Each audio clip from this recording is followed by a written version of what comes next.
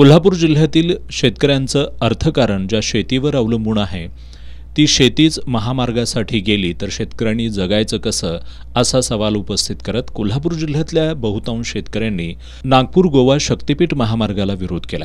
जिल्हाधिकारी कार्यालयावर खासदार शाहू महाराज छत्रपती, आमदार सतेज पाटील, माजी खासदार राजू शेट्टी, माजी आमदार संजय बाबा घाटगे यांच्या नेतृत्वाखाली भव्य मोर्चा काढत शेतकऱ्यांनी महामार्गाला असलेला आपला विरोध दर्शवला।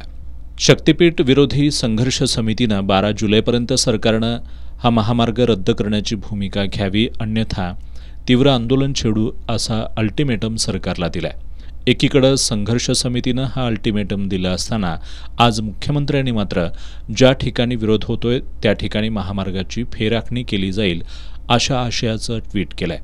मुख्यमंत्र्यांच्या या ट्विटवर महामार्ग विरोधी संघर्ष समितीनं आपली भूमिका मांडली आहे। संघर्ष समितीचे समन्वयक गिरीश फोंडे यांनी मुख्यमंत्री वारंवार हे सरकार शेतकरी आणि सर्वसामान्यांचं असल्याचं सांगत असलं तरी मुख्यमंत्र्यांच्या आजच्या ट्विटवरून त्यांना महामार्ग रेटायचा आहे असंच दिसत असल्यानं हे कंत्राटदारांचं सरकार आहे अशी संघर्ष समितीची भूमिका झाली असल्याचं प्रसिद्धीपत्रकात नमूद केलंय।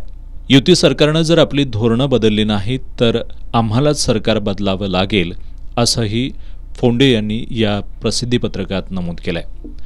या महामार्गाच्या नियोजनामध्येच मोठा भ्रष्टाचार झालाय, त्यामुळे सरकारलाही आता मागं फिरणं कठीण बनलंय असं फोंडे यांनी नमूद केलंय। येणाऱ्या काळात आंदोलनाची तीव्रता वाढवणार असून मंत्र्यांना आत्तापासूनच जिल्हाबंदी करून ते आमच्या जमिनीवर पाय कसे ठेवतात तेच पाहू असा इशाराही फोंडे यांनी दिलाय। महामार्गाच्या विरोधात 12 जिल्ह्यातील शेतकरी हे आंदोलन करत आहेत। 18 तारखेला कोल्हापुरात मोठा मोर्चा होऊन इतर 11 जिल्ह्यांमध्ये देखील मोठं आंदोलन झालं। सरकारला त्यांच्याच सत्तापक्षातील जे काही आमदार आहेत त्यांनी जाऊन निवेदनं दिलेली आहेत।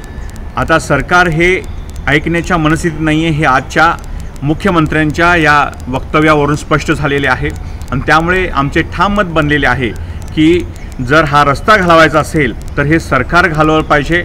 मुख्यमंत्री सांगतायत की हे जनतेचं सरकार आहे, आमचं शेतकऱ्यांचं आता ठाम मत बनलेलं आहे जनतेचं सरकार नसून हे कंत्राटदारांचे सरकार आहे।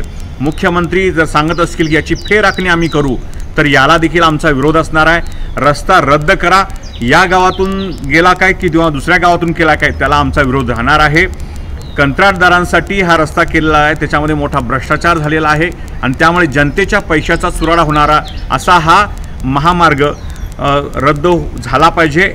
याला पर्यायी व्यवस्था, पर्यायी रस्ते असताना सरकारचा अट्टहास का, याच्या मागे काय कारण आहे हे जनतेसमोर आलं पाहिजे आणि सरकारने हा जर रस्ता जो आहे तर रद्द नाही केला तर त्यांना जिल्हाबंदी, गावबंदी आम्ही करू आणि येणाऱ्या काळामध्ये विधानसभेच्या निवडणुकीमध्ये त्यांना याची राजकीय किंमत जी आहे ती मोजायला लावल्याशिवाय आम्ही राहणार नाही।